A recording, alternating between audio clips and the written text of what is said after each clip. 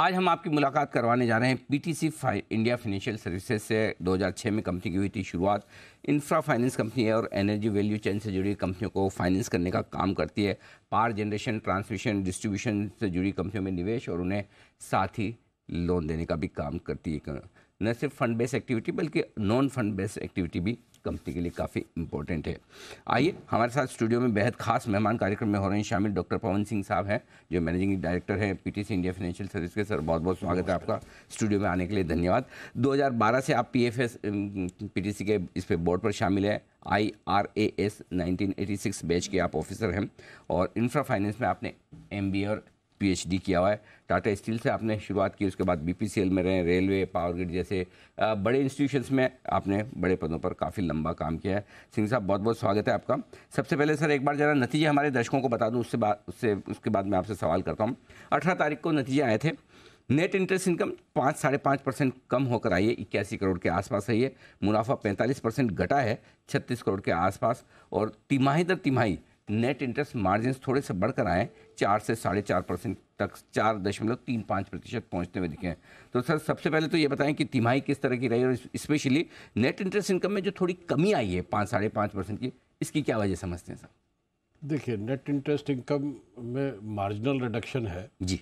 उसका मेन कारण है कि आपके बैंक्स ने अपने इंटरेस्ट रेट्स काफ़ी बढ़ाए थे और हमारा रीसेट हुआ था 4th क्वार्टर में और उसके कारण हमारा कॉस्ट ऑफ बोरोइंग थोड़ा सा बढ़ गया था।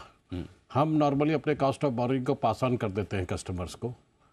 जब थोड़ा सा लैग होता हुआ उसमें, जब जनवरी में हमारा ये बढ़ा तो हमने उसको जाके मार्च में हमने पास ऑन किया, तो उसका इम्पैक्ट इस क्वार्टर से स्टार्ट होगा। तो जो मार्जिनल डिक्लाइन हुआ है नेट इंटरेस्ट इनकम में, वो जो है वो कवर अप हो जाएगा इस क्वार्टर में। तो ये जो आपके डिसबर्समेंट यानी कि लोन जो आपने दिए वो भी थोड़े जो कम हुए हैं इस तिमाही में, क्या वो भी इसी तिमाही के हैं और क्या अभी पहली तिमाही से फिर ये भी ट्रैक पर आ जाएंगे वापस?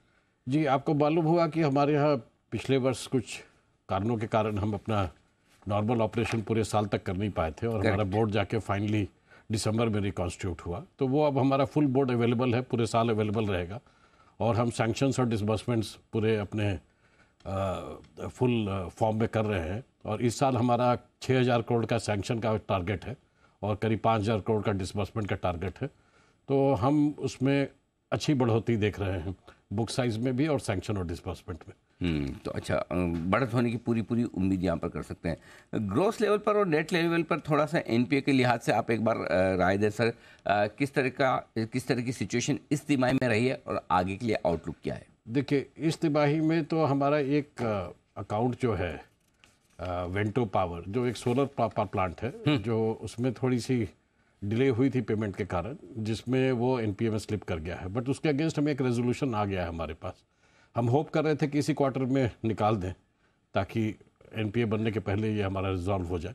बट थोड़ा सा उसमें ऑपरेशनल इश्यूज आए थे और होपफुली इस क्वार्टर में हम उसको बाहर निकाल पाएंगे। हमारे 2 एसेट और जो करीब लगभग जिसका नेट वैल्यू हमारे पास 200 करोड़ का है, उसका भी हम रेजोल्यूशन होप कर रहे हैं कि इस क्वार्टर नहीं तो latest by next quarter early we will be able to resolve that.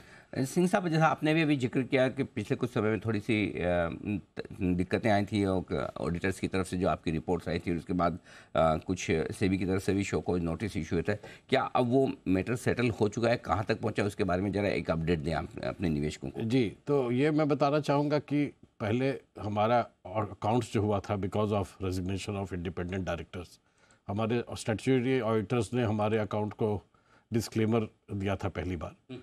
आगे चल के हमने सारे इश्यूज को रिजॉल्व किया तो उन्होंने क्वालिफाइड हमारा जो है एक मॉडिफाइड स्टेटमेंट दिया था। जी, इस बार पहली बार जो है फाइनेंशियल ईयर का रिजल्ट जो हमारा आया है वो अनक्वालिफाइड फाइनेंशियल रिजल्ट आया है। तो results are all those issues are largely addressed. और चूंकि रेगुलेटर्स के पास जब इंडिपेंडेंट डायरेक्टर्स ने रिजाइन किया था तो अपनी चिट्ठियां भेजी थी। करेक्ट। तो रेगुलेटर्स के जवाब आते रहते हैं और अभी तक हम बड़ी अच्छी तरीके से उनको एड्रेस कर रहे हैं और आगे भी जो भी अगर इस तरह की आती है हमारे पास क्लैरिफिकेशन के लिए तो हम we are confident they will be able to address it properly and adequately. Perfect, बहुत ही बढ़िया। तो ये वाले रिजल्ट आप बता रहे हैं कि बिल्कुल कोई किसी तरह का कोई डिस्क्लेमर, कोई क्वालिफिकेशन नहीं। जी, बहुत बढ़िया। अच्छा सर, एक और चीज़, क्योंकि आपने कहा था कि 2021 में आप ईवी सेगमेंट में भी काफ़ी तेज़ी से कुछ बिजनेस करना चाहते हैं, ज़रा एक बार प्लान्स बताएं आपके और कहाँ तक पहुँचे। ईवी सेगमेंट में हमने करीब करीब 550 करोड़ का डिस्बर्समेंट ऑलरेडी कर लिया है जी। और इस साल जो हमारा एडिशनैलिटी एंड सस्टेनेबिलिटी, मतलब जो ग्रीन ट्रांजिशन के तरफ हम बात कर रहे हैं, तो रिन्यूएबल और सोलर विंड के तो हम पायनियर्स थे ही, we were the first movers. इस क्षेत्र में भी हम फर्स्ट मूवर्स हैं। मोबिलिटी का पहला जो बड़ा प्रोजेक्ट आया था लखनऊ के 500 बसेस को, उसको हमने ही फाइनेंस किया था। अब हमारे पास डिसेंट पाइपलाइन है ये मोबिलिटी के, और नमामि गंगे के प्रोजेक्ट्स हैं और बायोगैस के भी प्रोजेक्ट्स हैं हमारे पास, और वेस्ट टू एनर्जी और वेस्ट मैनेजमेंट के भी प्रोजेक्ट्स हैं।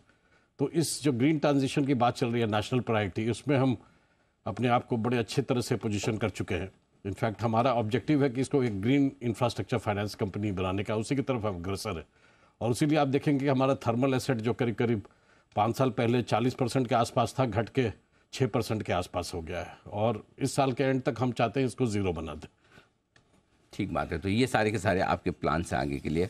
और एक और बात ये है कि सर आपने कहा कि नए बिजनेस की पाइपलाइन वो 5,500 करोड़ के आसपास की आपकी पिछली बार जब मुलाकात हुई थी, अब इस वक्त किस तरह की है सर? मैंने कहा कि इस साल हमारा सैंक्शन का 6,000 करोड़ का, 6,000 से ऊपर का टारगेट है, और डिसबर्समेंट का 5,500 करोड़ का टारगेट है। और इसमें हम जैसे अपने आप को ग्रीन के तरफ ज़्यादा उस तरफ अग्रसर हो रहे हैं, तो हमारे पास डिसेंट पाइपलाइन है। हम रोड भी प्रोजेक्ट्स करते हैं, रोड प्रोजेक्ट्स के कुछ प्रपोजल्स हैं, कुछ रिन्यूएबल के प्रोजेक्ट्स हैं, कुछ थर्ड पार्टी PPA वाले सोलर और विंड के प्रपोजल्स हैं, और बहुत सारे हमारे पास नमामि गंगे के और ई मोबिलिटी के प्रपोजल्स हमारे पास अभी पाइपलाइन में हैं। बिल्कुल।